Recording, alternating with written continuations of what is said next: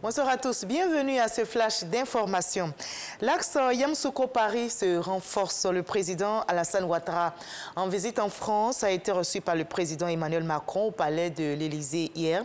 Les deux chefs d'État ont échangé autour d'un dîner. Au menu, plusieurs sujets politiques, économiques et au plan sécuritaire.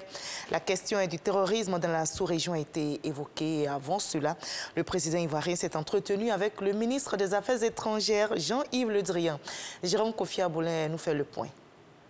Les présidents Ouattara et Macron à l'Élysée, le chef de l'État ivoirien y a été reçu par son homologue français ce mercredi. Une rencontre qui s'inscrit dans la droite ligne de la politique prônée par les deux dirigeants en vue du renforcement des relations exemplaires entre leurs deux pays.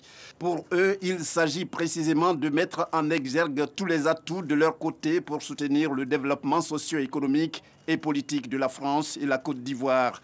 Une volonté commune qui leur est si chère, ce qui explique les nombreuses rencontres entre les présidents ivoiriens Alassane Ouattara et français Emmanuel Macron depuis qu'ils sont aux affaires dans leurs pays respectifs. Cette dernière entrevue entre les deux personnalités suivie d'un dîner offert par le président français à l'honneur du chef de l'État ivoirien leur a permis d'évoquer entre autres la question de la lutte contre le terrorisme en Afrique de l'Ouest ainsi que les moyens de financer de façon durable le G5 Sahel.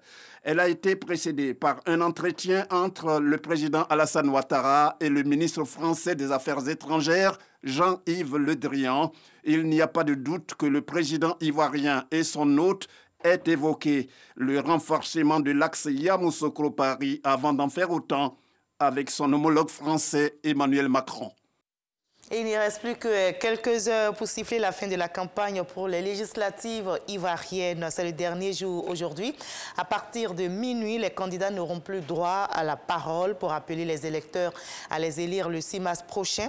Avant la fin de la campagne, les représentants des partis politiques et les indépendants en lice pour ces législatives s'activent et sortent les dernières cartes pour séduire et convaincre. Nos reporters nous feront vivre tout cela dans le 20h ce soir. La RTI, à l'instar des autres médias, fait l'écho de cette campagne pour les législatives. La presse nationale et internationale est mobilisée pour la couverture médiatique de l'événement, une couverture professionnelle en vue d'un scrutin apaisé. C'est d'ailleurs l'objectif affiché par le MIDH, le Mouvement ivoirien des droits de l'homme, vient donc d'organiser une rencontre sur la participation citoyenne des médias aux législatives afin de renforcer la cohésion sociale dans notre pays.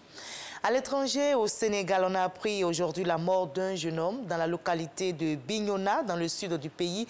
Il a perdu la vie lors des manifestations consécutives à l'arrestation du député de l'opposition Ousmane Sonko. L'opposant a passé la nuit en garde à vue après son arrestation intervenue hier mercredi à Dakar, alors qu'il se rendait à la convocation du juge d'instruction pour une accusation de viol.